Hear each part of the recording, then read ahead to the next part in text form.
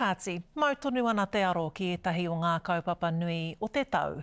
Ko ia te kaupapa nui katoa i te wātaka Māori, mānai rangona i te ihi, te wehi me te wana o ngā tino uri o tāne rore o Hinerehia.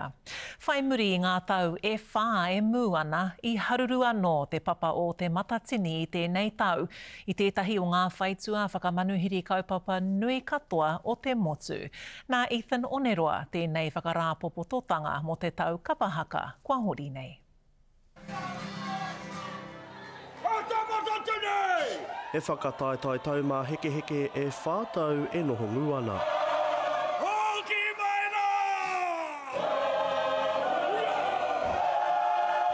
Nā i tōna hokinga mai, kāre ngā rōpū i te makarauna. Heoi i muano atu i ngā nekehanga o te whakataetai. Hatutu te puehu. Nā, e kīnei koe, nau te pokapū o tāmaki, neke mai. Ko e nei tāhu i kawea ki te papatū waiwai. But the king! Anei tō kapa! Tō kapa tūturu nei! I roto i ngā kupu kōrero o tēnā rōpū o tēnā rōpū. Engari e hira, kai ware i a koe, anei tō kapa!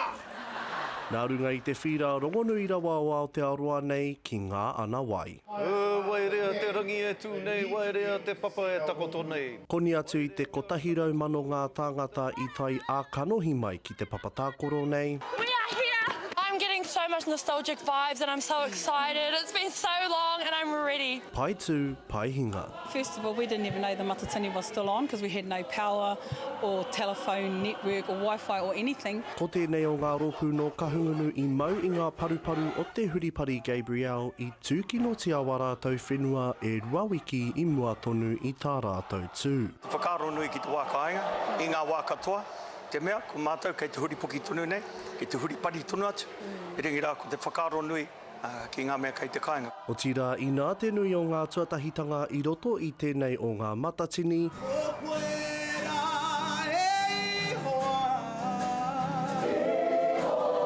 ko te nama o ngā kapa kaeke ki ngā whiringa toa i piki mai te iwa ki te tekau mā rua. Nā i wainga i te mura o te ahi, ētahi matahau. Ko ngā kapa o te hekenga ārangi, Ngāti Whakaue i eke ki te taumata mō te wā tuatahi. Kua ngi tū anō hoki tērā.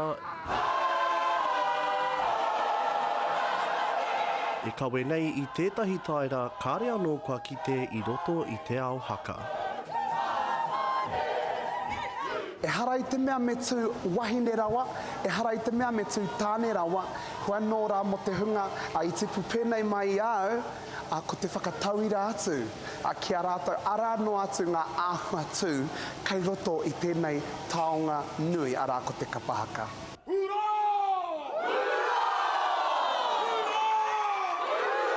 Nā ngā pūkenga whai kōrero a Kereama pea i riro i a Ngāti Whakaue te tūranga tuarua, i te tonu ki ngā kai eke tohora o whāngā rā.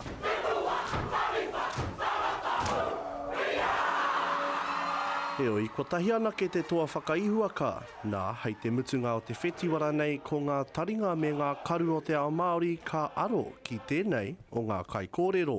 E ka mā, kia ora tātou.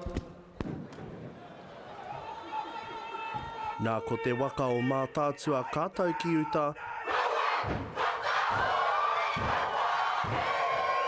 mā te kapahaka o te whānau apanui te waka i tō.